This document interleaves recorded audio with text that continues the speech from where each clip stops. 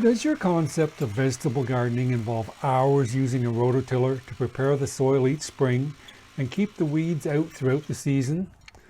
Do you do a lot of hoeing for weeds? Did you know that you can replace your hoe with cardboard and your tiller with a broadfork?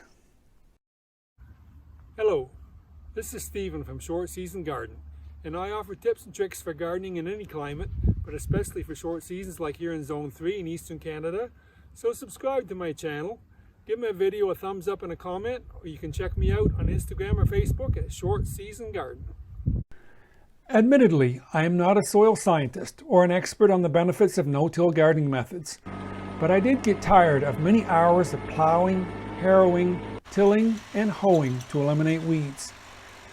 Years of tilling were also taking their toll on my soil structure, and I was losing the battle with perennial weeds as the tiller cut each rhizome into multiple pieces to start new weeds.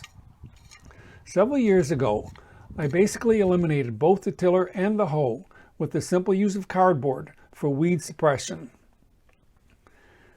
As you can see from last year's garden, it is working great for most of my crops, but I still needed a way to aerate my rocky clay soil for my root crops like carrots and beets. I decided to buy a broadfork from Johnny's Seeds. Now Johnny's Seeds is not sponsoring this video, and there are other companies out there that sell broadforks, but availability in Canada where I live was an issue. Johnny's make their broadfork in 3 different widths, 15 inches, 20 inches, and 27 inches, and they have a regular broadfork and a hardpan version available in each width. Because I have a lot of clay and rocks, I went with the 20-inch wide hardpan broadfork to aerate my 24-inch beds. You can tell I was a little excited the day my broadfork arrived.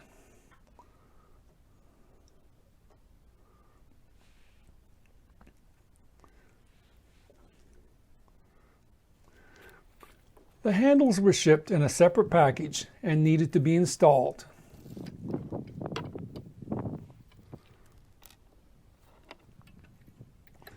The assembly instructions say to use a 7/16 socket and wrench to remove the bolt and nut from each side of the broadfork.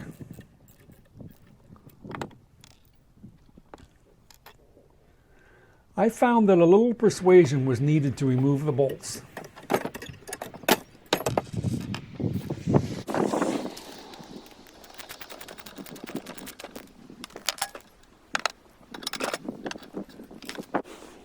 Then I simply inserted the handles and reinstalled the bolts, washers, and nuts and made sure they were snug.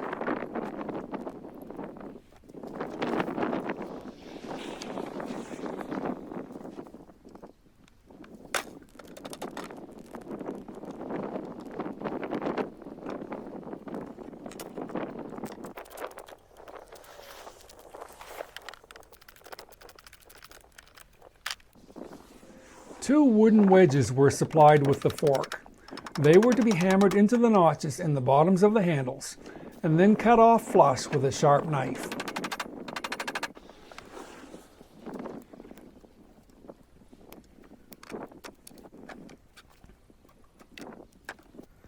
The broadfork is very straightforward to use.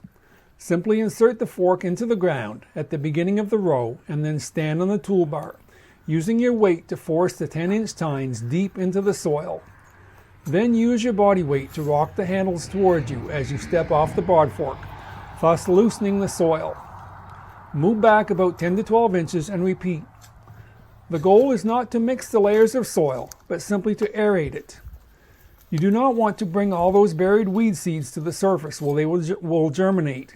You simply want to loosen the soil to allow oxygen and plant roots to penetrate deeply.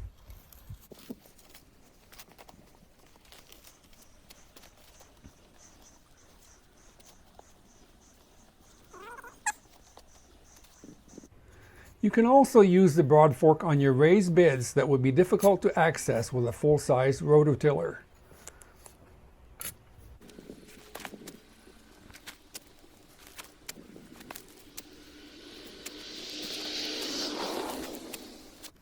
I decided to really put my hardpan broadfork to the test and used it in a pathway next to where my straw bale garden was last summer.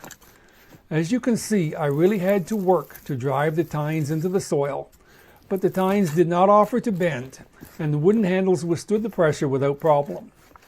Granted, I did the work slowly, and it will take more than one pass with a broadfork to make the land arable. Rototilling a piece of land like this would also be very hard on both the rototiller and the operator. Johnny's recommends eventually replacing your hardpan broadfork with a regular broadfork as the land becomes more aerated.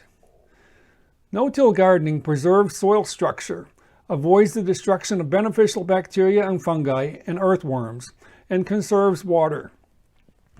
In a world full of concern over climate change and rapidly soaring fuel costs, it makes sense to leave the sequestered carbon in the ground while avoiding the unnecessary burning off of fossil fuels in rototillers and garden tractors. If you enjoyed this video, don't forget to give it a thumbs up and a comment, subscribe to my channel, and we'll see you in the next video.